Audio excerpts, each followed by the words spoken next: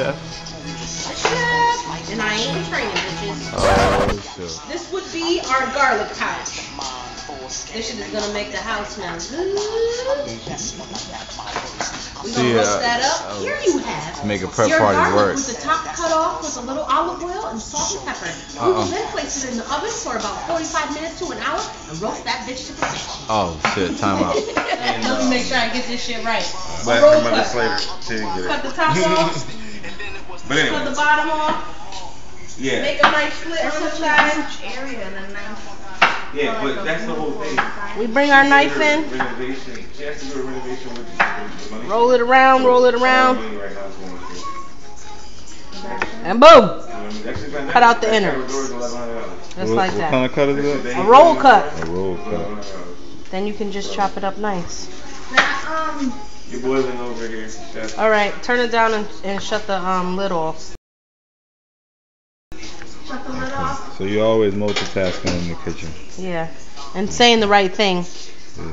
Not shut the lid off. I mean, what you meant. Right, say what you said.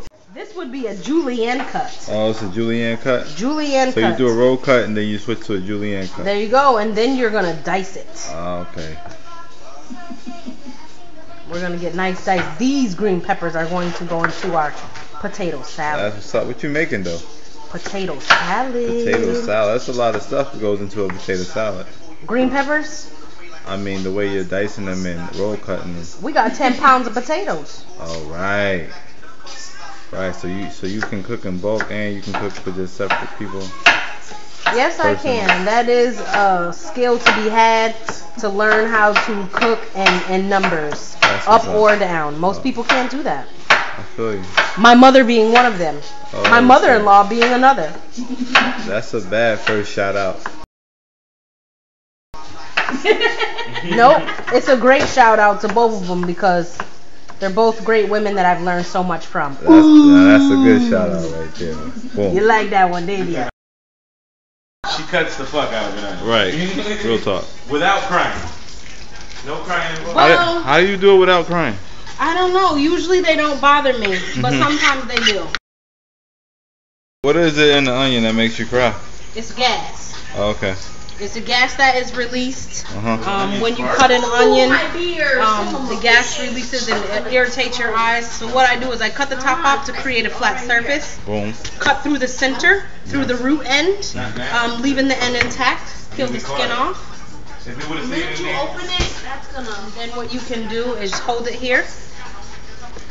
Couple slices.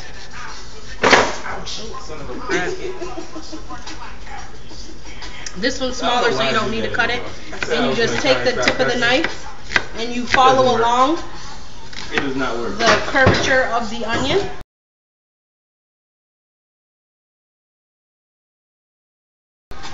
Without cutting through the root end. It's still intact. Less surface area, less gas releases, less irritant on the eyes. And then you turn it. So most of the gas is in the root. Be used though. No, it's everywhere. But when you have less surface area, then you have less gas escaping, and then you end up with a nice diced onion, just like that. This is the roasted garlic. Remember we saw earlier? Yep. We cut the top off, put a little olive oil with some salt and pepper, and we roasted it at 350 for about an hour. And now we're gonna use it to season. So I see you peeling it off though. Yeah, that's because all we want is the flesh part right here. Oh, okay. And then what you can do is just mash it up. It becomes a paste. Just throw it in whatever you're cooking. What are you cooking? This right here is going to be some burgers. These burgers are going to feature. It's going to feature bacon. We have some bacon in these burgers. Just Blaze? Huh? Just Blaze? Just Blaze. Just Blaze. Okay, so you got some. Okay, you got a little bit of everything in there. A little bacon, a little onion. This one is without pork. Porkless for pork. So what do you gotta do like to the bacon before you put it in? The bacon was rendered. It was cut up and Okay. rendered down to a nice crispy bacon bit-like texture. Okay. Explain what rendered is. This is sitting in a whole lot of bacon fat. We're gonna use that bacon fat for some seasoning. Okay. And that's for burgers. That bacon that I have over there is gonna be for the beans. Baked beans. So the bacon that you put in there right now is for the burgers. Yep, there's some bacon right in this bowl. This is for burgers. Yes, it is. There's some panko breadcrumbs in there. Nice Japanese breadcrumb. Yeah. It's a nice light texture, coarse grain. Also, when you peel the garlic, you don't just put it all in there. You just take it piece by piece. Yep, you pull out the pulp. Oh, okay. Then if you're like my sister, you eat it. Okay. Put that shit on some bread. It tastes good. And that's home roasted garlic, right? That's right. We just did it right here in this kitchen. Okay. Getting Mike put, you know what I'm saying, doing some of the prep work. This is a prep party right here, matter of fact. This is the first time I've been to a prep party. I've never been to a prep party before. At least I didn't know I was there. And you've been there in your mama's kitchen. Yeah. I mean, according to what I'm seeing, I grew up in this shit and didn't even know what it was called. So that's what's up. That smell that was coming from the kitchen. Yeah. Mama's that's the prep party. Food. Where's it?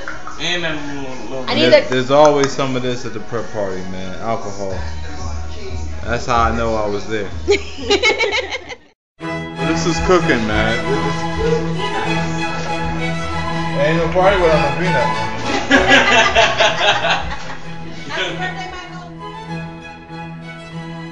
You know what I'm saying?